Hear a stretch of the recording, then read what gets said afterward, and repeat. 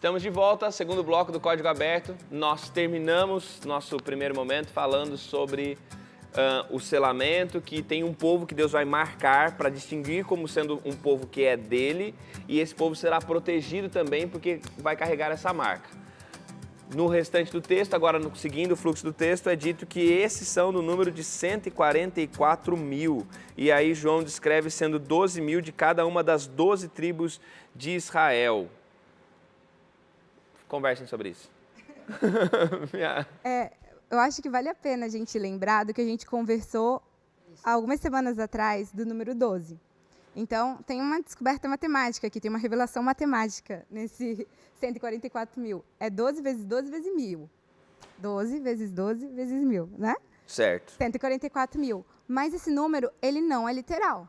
É simbólico. E daí a gente vai lembrar da simbologia que a gente aprendeu nas outras Porque lições. o contexto é simbólico. O contexto é simbólico. 12 significava o povo de Deus. Daí tem as 12 tribos, tem os 12 apóstolos, lembram que a gente conversou? Antigo e Novo Testamento. Antigo e Novo Testamento, e agora é isso vezes 1.000. Então, é o povo de Deus, multidão mesmo. Para explicar o vezes 1.000, o vezes 1.000 vem do Antigo Testamento, que era uma unidade militar. Isso. Então, 1.000 era uma unidade militar. Aí o 12 vezes 12 vezes 1.000 são 144 mil que estão prontos para esse período final da batalha final, que o mundo, como nós comentamos aqui no primeiro bloco, vai estar uma catástrofe. Então, esses estão prontos, estão selados para essa batalha final. E é legal que o Apocalipse usa essas simbologias que as pessoas conseguem entender, visualizar. Uma figura militar, por exemplo, as pessoas conseguem perceber, nossa, então é quem se preparou, quem está pronto para a batalha, quem está pronto para o final. Tudo tem uma simbologia, e isso parece que foi feito de forma muito especial, evidencia, né, que tudo foi feito de forma muito especial, no mínimo detalhe, para ser entendido mesmo, ser decifrado. E a gente entende muito, acho que o meio cristão em si tem essa dificuldade de lidar com esse número, justamente porque ele parece estar limitando o exército de Deus, né? E é perigoso quando a gente tenta limitar, mostrar uma estatística, né? Então, ela é mais um símbolo do que uma estatística, certo? E aí, inclusive, conversando com amigos, com conhecidos, assim, muitas vezes eles falam, olha, você tem que ser um dos 144 mil. Aí eu respondo para ele, você crê realmente que só 144 mil vão ser salvos? Né? Eu creio na palavra de Deus, mas quando a gente segue lendo o mesmo capítulo, né, ele olha para trás e vê o quê? Uma multidão que não se pode contar. Então, a gente está aqui falando de um exército que está junto, que está do mesmo lado, mas que tem uma categoria distinta. Só uma pergunta antes de você falar, Léo. Então, assim, só para a gente reforçar essa ideia do simbólico, porque se eu não entendendo como literal, então eu não preciso necessariamente associar os 144 mil com os descendentes sanguíneos de Jacó.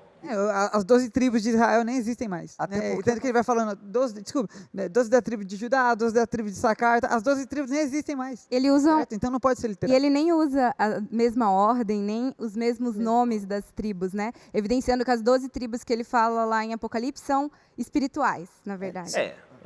Se nós acreditarmos que o número é literal, 144 mil, um texto da Bíblia fica difícil de ser compreendido, porque Deus amou ao mundo de tal maneira que deu o seu Filho unigênito para que todo aquele que nele crer não pereça, mas tenha vida eterna.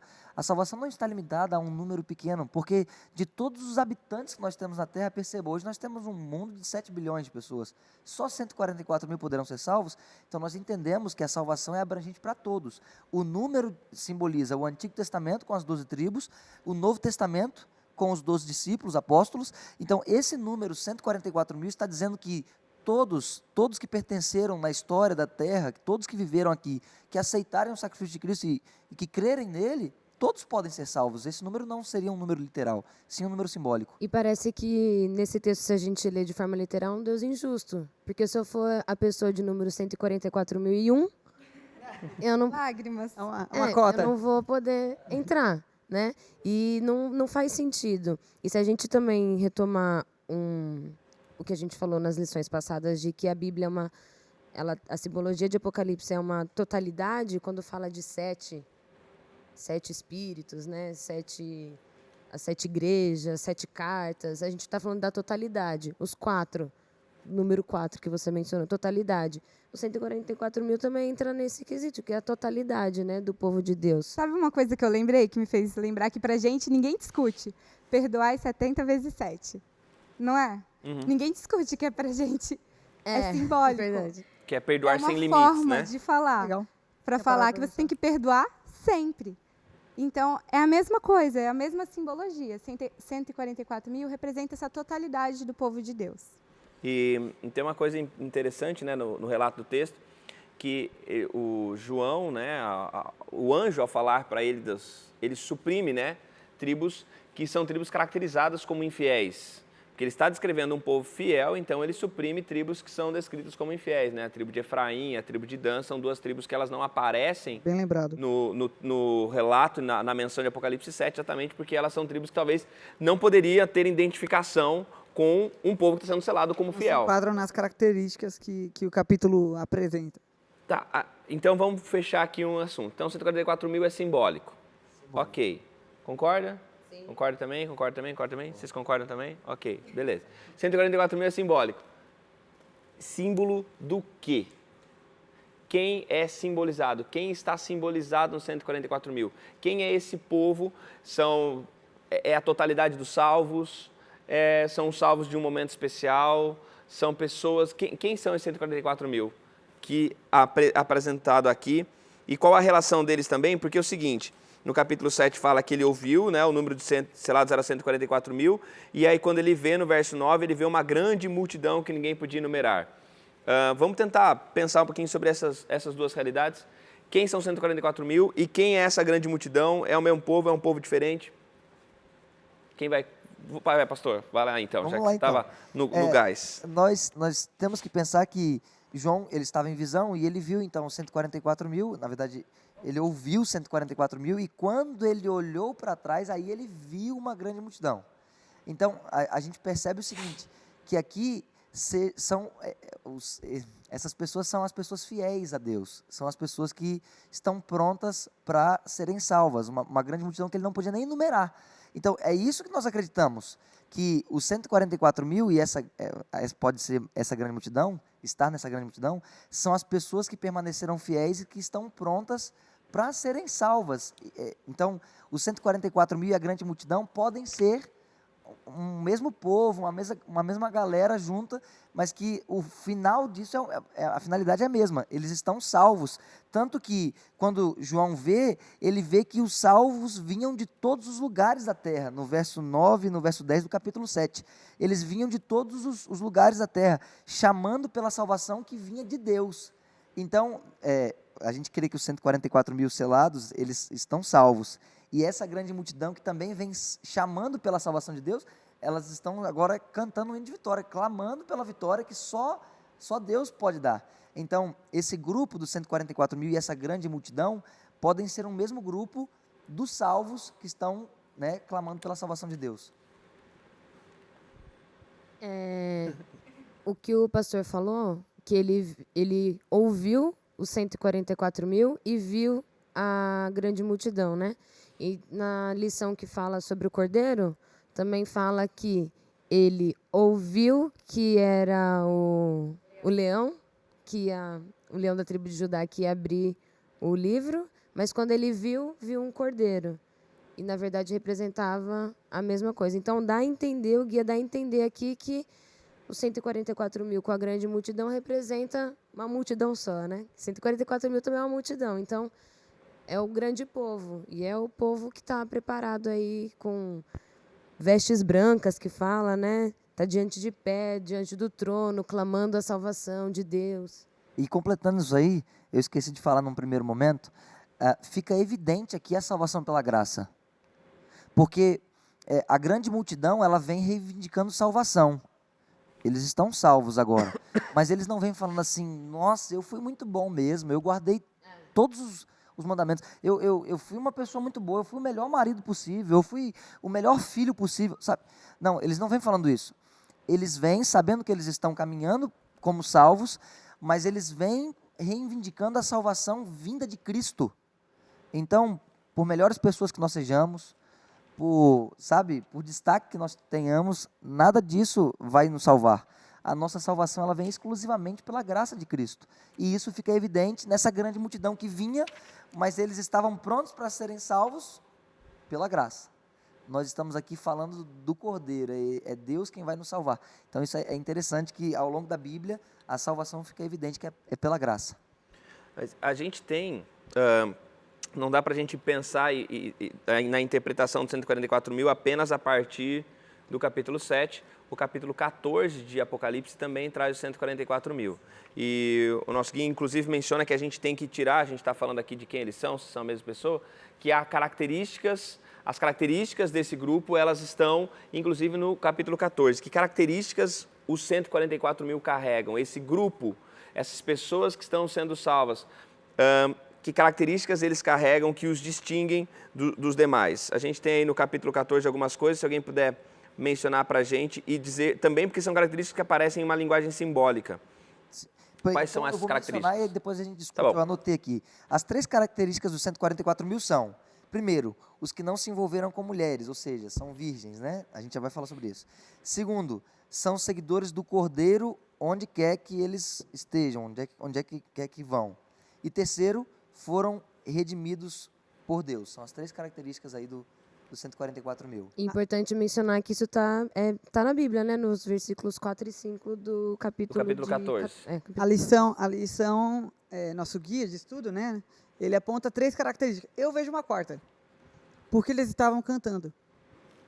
E eu realmente creio, quando eu abro em Gálatas 5, na alegria como um fruto do Espírito. Então, o povo de Deus dos últimos tempos, ele tem um cântico no coração. Né? Eu participei de um clube chamado Clube de Desbravadores. Né? E lá eu tinha um voto, né? Lemas que a gente decorava. E na lei do desbravador, eu aprendi que eu devo ter um cântico no coração. Então, enquanto todo mundo é afetado pelo clima, né? No dia mais chuvoso, está mal-humorado. No dia com mais sol, ele está mais feliz. Os filhos de Deus, eles carregam em si a atmosfera do céu. E eu acho isso demais.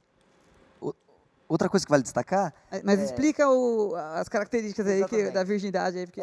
tem gente que pensa assim, então, os 144 mil que vão ser selados são virgens, então, se eu já não sou mais... São homens, né? São homens. Homens, porque não se envolveram com Bem lembrado. mulheres, né, e tal, homens virgens. Mas vale lembrar que, na Bíblia, a mulher é a igreja, né? E nós temos... noiva é a igreja, nós temos a noiva e nós temos a mulher que é uma meretriz. Então, na verdade, o que a visão está querendo dizer é que aqueles que forem fiéis não se misturaram com a imoralidade. A imoralidade, nesse caso, seria não se misturaram com as prostituições do tempo do fim. Uma imoralidade espiritual. Fornicação Espiritual. Uma Obrigado. espiritualidade espiritual, né? Isso. Não deixaram se contaminar por visões espirituais equivocadas, que misturam o que é santo com o que é profano. Então, eles se mantiveram puros na visão espiritual, fiéis na visão espiritual. E, Mora, ele está usando uma linguagem militar, certo? Então, naquele tempo, os exércitos eram formados por homens, e esses homens, antes da guerra, muitos povos tinham esse costume, né, de se afastarem de suas esposas, de relações, antes da guerra. Certo? E aí ele faz essa analogia. De Urias, né? Quando ele voltou, muito bem lembrado. ele não quis ter relações sexuais com a Sim. esposa dele. Porque ele estava em batalha, né? Ele estava em Exatamente. batalha. Então, quando eu vejo essa história já aplicada, né, para essa característica para o povo de Deus, ele não está falando que são 144 mil homens, certo? Mas ele está falando que são pessoas que não cometeram fornicação espiritual, não se macularam. Como diz Provérbios 5:15, Provérbios 5 fala sempre sobre o perigo, né, da sedução, né, como foi escrito para um homem. Então ele fala do perigo da mulher, né, e a mulher pode aplicar para o homem, evidentemente. E no capítulo 5, verso 15, o que ele diz? Tome água da sua própria cisterna. né? Tome da sua própria fonte. Nós também, como filho de Deus, e ele faz essa analogia justamente para o homem não procurar outras mulheres, certo? E a mesma coisa acontece com o povo de Deus. Se eu creio na palavra de Deus, ela é a sola escritura, né? É a única fonte, né? Ela é outra fonte. Não está falando de sola escritura, de que eu vou ler somente a Bíblia. Senão seria solo escritura, né? É sola escritura apenas através da Bíblia, através das lentes da Bíblia, da palavra de Deus, que eu consigo reger a minha vida, as minhas ações, né? E aí vem uma coisa importante, porque só para a gente também tentar aplicar algumas coisas, porque a gente está falando dos 144 mil, falando disso tudo, a pergunta acho que uma pergunta importante é como é que hoje a gente pode acabar cometendo algum tipo de prostituição espiritual? Eu ia exatamente falar sobre isso, pastor. A gente vive num mundo em que estão dizendo por aí que não existe uma verdade absoluta, em que você é o dono de você mesmo, meu corpo, minhas regras. Então tem muita gente que pensa assim, eu vou viver a vida do jeito que eu quiser, vou fazer aquilo que eu quiser e, sabe, Deus ele vai entender. Deus é um Deus de amor e ele vai... Mas olhando para esse povo que vai ser selado nos finais dos tempos, nós percebemos que esse povo vão ser as pessoas que permanecerão leais ao Senhor. E isso são nas pequenas coisas e também nas grandes coisas. Então, nós temos que viver a vida de acordo com a vontade de Deus. Mesmo que o mundo esteja por aí se corrompendo, é um mundo cruel, é um mundo difícil. Mesmo que as pessoas estejam ruins, a gente tem que viver a vida de acordo com aquilo que Deus pede. Esse é um grande desafio do cristão hoje, é fazer aquilo que Deus manda e não aquilo que eu acho que é certo, aquilo que eu gosto de fazer, né? E tem uma parte interessante do texto, complementando isso, que fala que, no verso 4, foram comprados dentre os homens e ofertados como primícias a Deus e ao Cordeiro. Essa palavra primícias, ela tem uma conotação de que, quando eram ofertados, né, os frutos para Deus, sempre eram os primeiros frutos que eram colhidos, que eram ofertados. E se a gente vê também azeite de oliva, suco de uva, sempre o primeiro que é retirado e amassado, enfim, são os melhores. Isso quer dizer também que quando a gente dá o nosso primeiro, né, o nosso melhor para Deus, é o que a gente está mandando. Então, quando a gente fala, como a gente não vai se prostituir, a gente tem que dar o nosso melhor para Deus, né? Ele sempre é digno do melhor. Aí entra... Depois você pode concluir seu raciocínio depois, beleza? A gente vai encerrar agora o nosso bloco. Daqui a pouco a gente volta, a gente encerra essa nossa conversa um pouquinho sobre essa questão da prostituição espiritual, mas principalmente a gente vai voltar, retomar a questão de quem é esse 144 mil e principalmente eles são descritos como não tendo mácula. Será que é uma geração que não peca? Será que é um grupo que alcançou a capacidade de não pecar, de não cometer mais nenhum erro? A gente vai falar sobre isso no terceiro e último bloco do Código Aberto. A gente volta daqui a pouquinho.